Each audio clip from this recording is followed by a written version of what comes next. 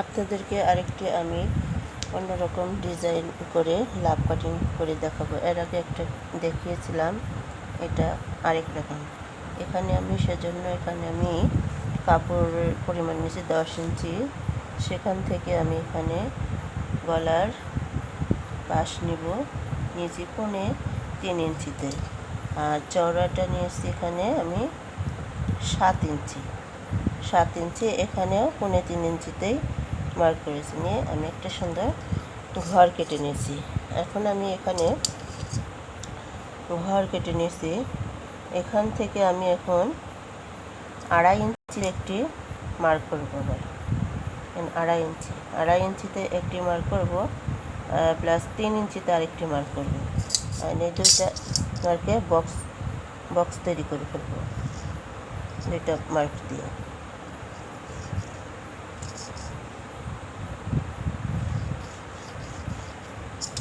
এখন এখানে একটু গোল গলার রাউন্ড যেভাবে দেওয়া হয় সেভাবে একটি রাউন্ড করে নেব।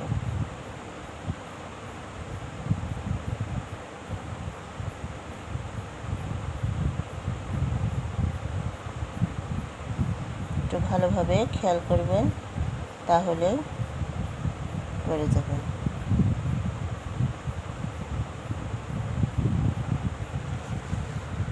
এখন আমি এখানে একটি আগে লাভ কেটে রেখেছি, লাভ পাতা, এটাকে আমি এখানে বসাবো, এভাবে বসাবো।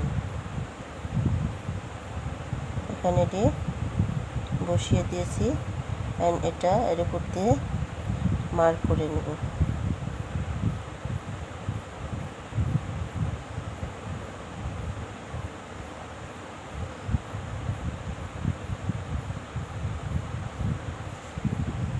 মার্ক করে নিলাম। দেখেন আমি একটি সুন্দর লাভ শেপ আঁকিয়ে নিলাম। এমন করে সুন্দর করে একটি লাভ শেপ আগে আঁকিয়ে নিলাম। এখন আমি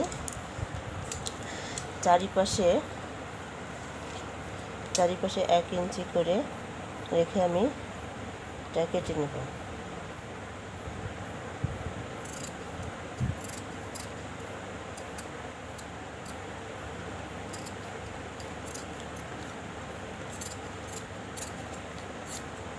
এটা আমি এখন কাটবো না, এটা দিয়ে পরে কাটা হবে।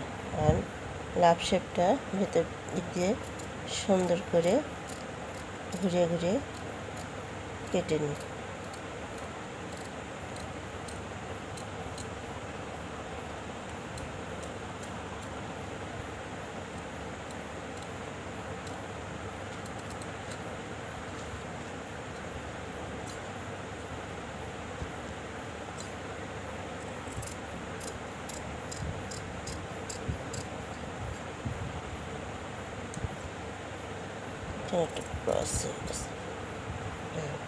এখন দেখুন আমার এটা হয়েছে। এখন এই পাশে একটা দাগ দেখা যাচ্ছে, এর উপর দিয়ে আমি এটা ভালো করে দাগটা গাঢ় করে নেব। এই পাশে রাউন্ডটা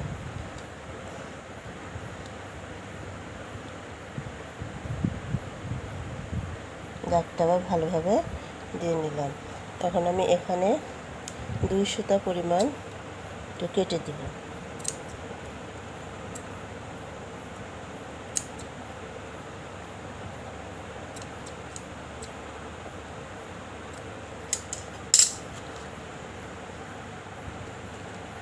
দেখুন আমার এটা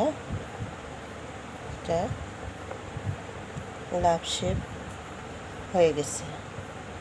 আমি এটা সেলাই করে তখন এটা কাটবো, তখন আরও ভালো দেখাবে, সুন্দর।